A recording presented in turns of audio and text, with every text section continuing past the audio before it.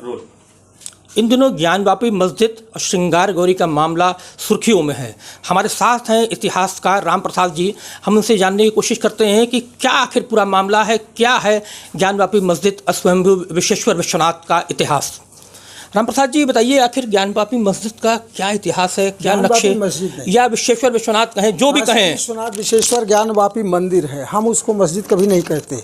आज भी हमारा पूरा ढांचा मंदिर का ही वर्तमान में है। और आप भी जब देखेंगे, कोई भी देखेगा तो वो मंदिर ही दिखता है, मंदिर मस्जिद नहीं दिखता है। नमाज़ पढ़ने से कोई ज़बरदस्ती मंदिर के प्लेस में अगर नमाज़ पढ़ी जाए तो मस्जिद नहीं हो जाती है। क्या प्रमाण आपके पास है इसका? ये आपने सही कहा, प्रमाण हमारे पास ही प्रमाण है, उनके पास नहीं है। हम तो प्रमाण देते हैं 1000, कठिनाई एक जगह है, वो प्रमाण मांगते हैं, सबूत मांगते हैं। लेकिन क्या सबूत है? जरा कुछ फोटोग्राफ्स आपके पास हो, कुछ हो बताइए, या नक्शा कुछ हो तो बताएं। हम सबूत देंगे, प्रमाण देते हैं, तो आप सबूत वो मांगते हैं लेकिन मानते नहीं, बस यही इतनी कठिनाई है। हमारे पास सबूत बहुत है।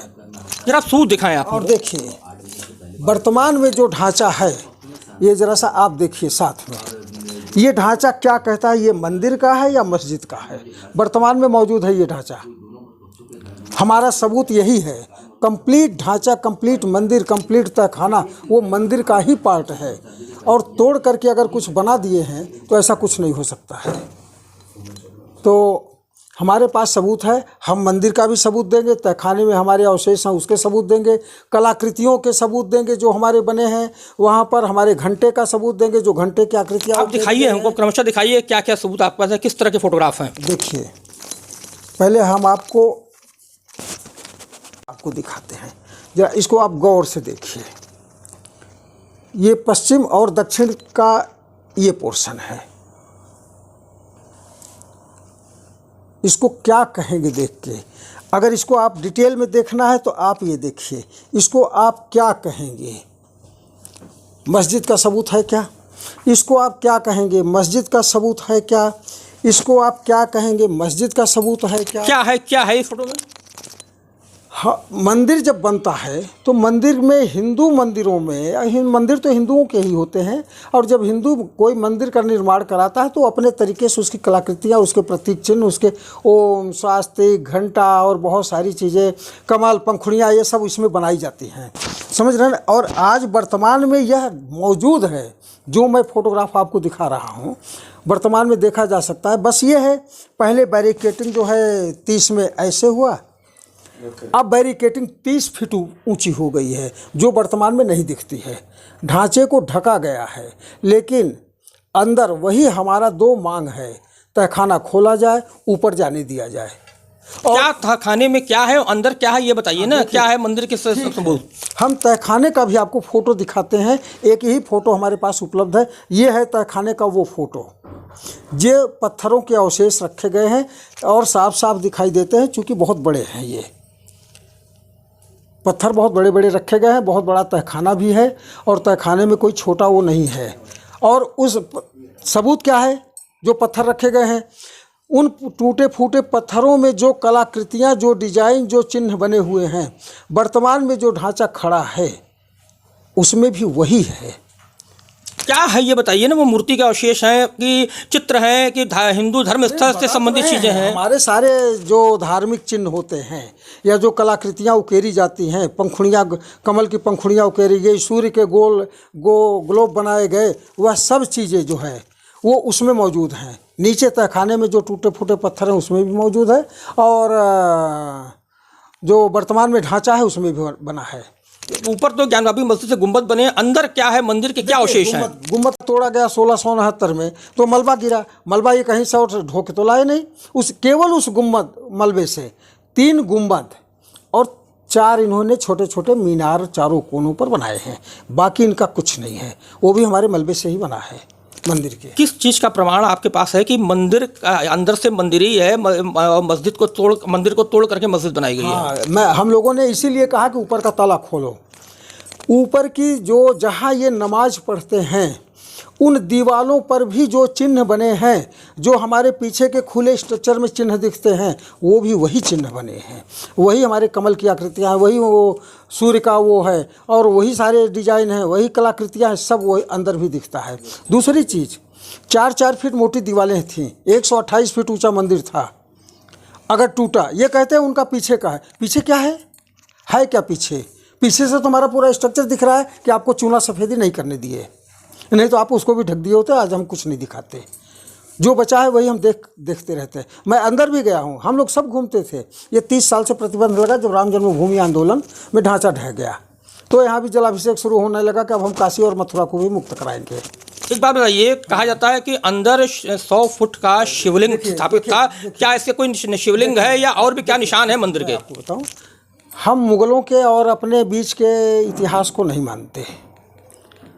इतिहास के उन विषयों पे आपको जाना होगा जब भारत में छापा खाना नहीं था और प्रिंटेड एट लंदन की बुक आती थी अंग्रेजी में छप के। यहाँ चाइनीज इतिहासकार आए, बहुत सारे इतिहासकार आए, और उन्होंने जो लिखा, उन्होंने जो बताया, उसमें हमारा जो 100 फीट का आपने चर्चा किया, 100 फीट का शिवलिंग नहीं है। हाँ, ये मंदिर 128 फीट था। उसने लिखते लिखते जब देखा बहुत विशाल ऊंचा मंदिर है और शिखर देखा, तो उसने शिखर और शिवलिंग का अंतर नहीं समझ पाया। भ्रम में उसने यह लिखा कि 100 फीट ऊंचा शिवलिंग है। 100 फीट ऊंचा शिवलिंग नहीं होता, 128 फीट तो मेरा ऊंचा मंदिर ही था। तो इस कारण से उसने भ्रम में लिखा, ऐसा कुछ है नहीं। तो उस मस्जिद में क्या क्या मंदिर के अवशेष बाकी हैं, क्या क्या मिल सकता है? अगर अंदर का सर्वे होता है तो क्या क्या मिल सकता है? अंदर सर्वे अगर होता है तहखाने में, तो मुझे पूरा का पूरा उम्मीद है कि अगर वो पत्थर हटाए जाएंगे, पत्थरों पे तो अवशेष पहले ही दिख रहे हैं, चूँकि 300-400 सालों से पत्थर पड़े हुए हैं। व्यास जी भी सफाई तो कोई करते नहीं थे, उनके पास ताली रहती थी। वहाँ हमारे टूटे फूटे विग्रह देवतान के और जो है टूटे फूटे शिवलिंग पत्थरों में पड़े हुए हैं, और निकाल लिया जाए। अगर शिवलिंग और विग्रह मिलते और पत्थरों की वो कलाकृतियाँ मिलती हैं, जो पत्थर वहाँ रखे गए हैं, तो आप किस आधार पर कहेंगे कि ये पत्थर कहाँ के हैं? हमारे वही सबूत हैं। क्या ये तहखाने में है? तहखाने में है, क्योंकि सारे पत्थर तो तहखाने में हैं।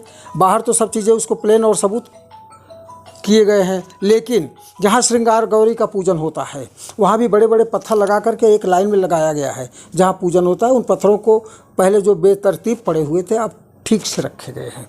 उन पत्थरों पर भी जो कृतियाँ हैं, वो भी अंदर का जो स्ट्रक्चर है, जहाँ नमाज पढ़ते हैं, वो पूरे के पूरे 100% मेल खाता है। क्या वहाँ पर शंख चक्र इस तरह के स्वास्तिक इस तरह के कोई चिन्ह निशान है? स्वास्तिक आप जाकर के देख सकते हैं। पश्चिम दिशा में आप जो वर्तमान में हमारा ढांचा दिखने के लिए बचा हुआ है, उसमें आप दक्षिण तरफ के पत्थरों में आप देख लीजिए, स्वास्तिक भी है। आप गौर से देखिए तो आपको ओम दिखेगा, सारी चीज़ें।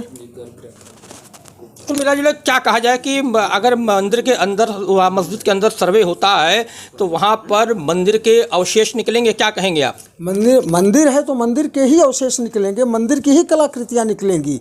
जो बाहर हमारा स्ट्रक्चर दिख रहा है वही निकलेगा अंदर, और बहुत सारी चीज़ें निकलेंगी। टूटे फूटे हमारे देवी देवताओं के तमाम विग्रह निकलेंगे, और बहुत सारे वो निकलेंगे जो है उसमें शिवलिंग के टूटे फूटे टुकड़े निकलेंगे, क्योंकि वो उठा करके रख दिया गया सारी चीज़ें। तो जो नीचे पड़ा तहखाने में डाला गया वो सुरक्षित है, संरक्षित है। हमारे पास सभी एंगल के फोटोग्राफ्स हैं, चाहे वो पूरब से ले लीजिए, पूरब इनका फ्रंट है, पश्चिम हमारा फ्रंट था और पश्चिम से ही तोड़ा गया था। पश्चिम की दिशा में लगभग 30 फीट इन्होंने तोड़ा, पूरब की तरफ में इन्होंने लगभग 15-20 फीट तोड़ करके, और आगे जो दलान बनी थी 125 गुणे 135 का, उसमें जो है वो किया गया। क्या अगर मोटे तौर पर कहा जाए तो एक संक्षिप्त इतिहास क्या ज्ञानवापी मस्जिद का है, कुछ चंद शब्दों में अगर बताएं आप? ज्ञानवापी मस्जिद का कोई इतिहास नहीं है। ये हमारे 10वीं शताब्दी से कम 3 बार तोड़ा गया।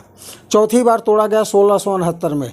तब से अभी हिंदू समाज कभी एक्सेप्ट नहीं किया कि आप तोड़े और मैं मान लिया कि ये आपका है।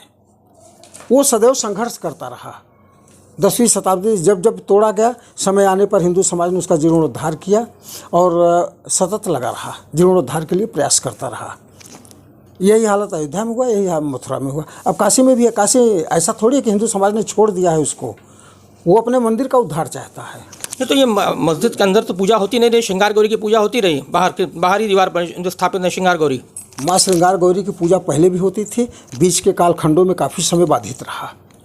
जैसे ताजमहल में कभी नमाज नहीं होती थी, मुलायम सिंह ने आया तो एक लेटर में जो है उन्होंने परमिशन दे दिया, वहाँ नमाज होने लगी। तो ऐसे ये करते रहे, कहीं रोकते रहे, कहीं देते रहे, कहीं रोकते रहे, कहीं देते रहे।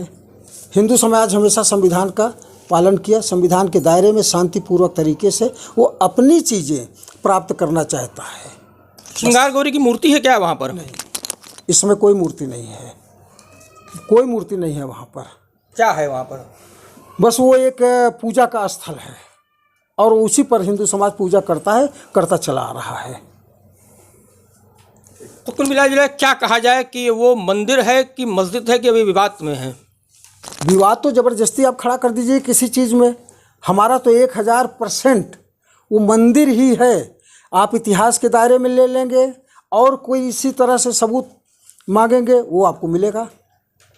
मिला जुला के इतिहासकार राम प्रसाद मानते हैं कि अगर उस मंदिर के अंदर सर्वे किया जाए तो वो टूटी फूटी मूर्तियाँ, टूटे हुए शिवलिंग और मंदिर के सारे अवशेष जो है वहाँ पर हैं। केवल ज़रूरत है सर्वे करने की। पीयूष आचार्य, न्यूज़ 24, वाराणसी।